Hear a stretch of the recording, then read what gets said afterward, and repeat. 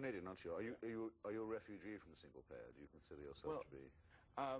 The summary line on the Canadian health care system is Canada is a great place to be when you're not sick. That if you twist your ankle, I'd much rather twist my ankle in Toronto than in Washington. I go to a hospital, the doctor looks at me, I come out again, no paperwork, no forms to fill out. If, however, I'm sick, if I need an MRI, if I need a CAT scan, if I need a world-level surgeon, I would much rather be in the United States than in Canada.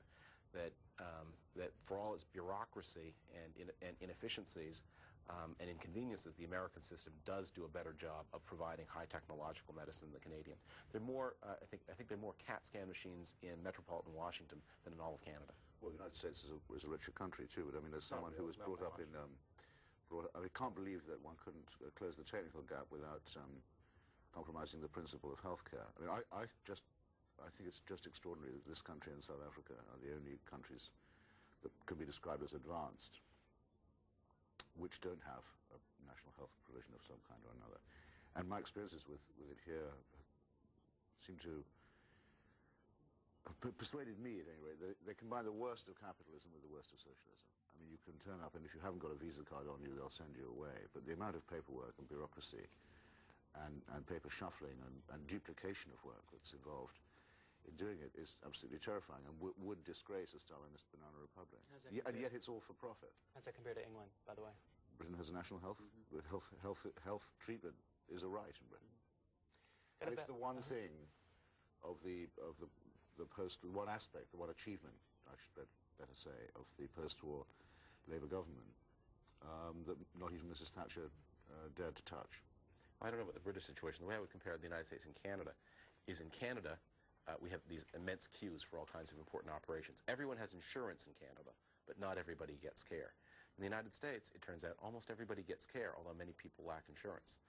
So there's a choice. I won't defend the American system. It's obviously, it does combine the worst of both.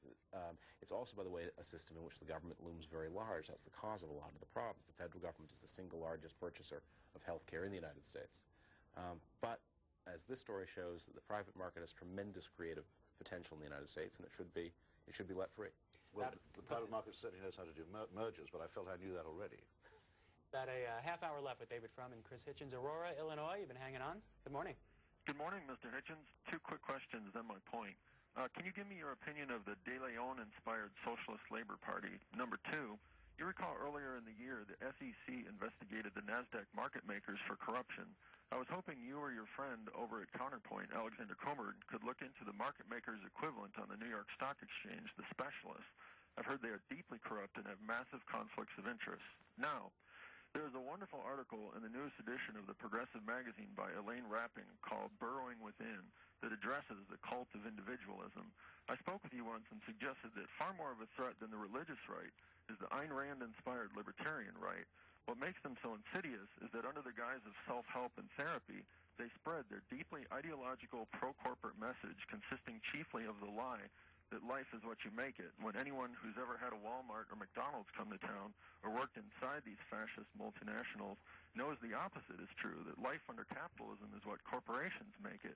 And Mr. Frum, I would have to say that the government of China is about as communist as Pat Robertson is a Christian. Thank you. It's a lot out there. Go ahead and react. There's a very high standard of call for this time of the morning. I mean, not, but I think the opening bit is a little arcane for some people. Daniel De Leon was a great American socialist, rather dogmatic, rather schematic, thought by some, who ran for president on the Socialist Labour ticket, and founded a party which still bears that name, which still produces a socialist weekly called, I believe, The People.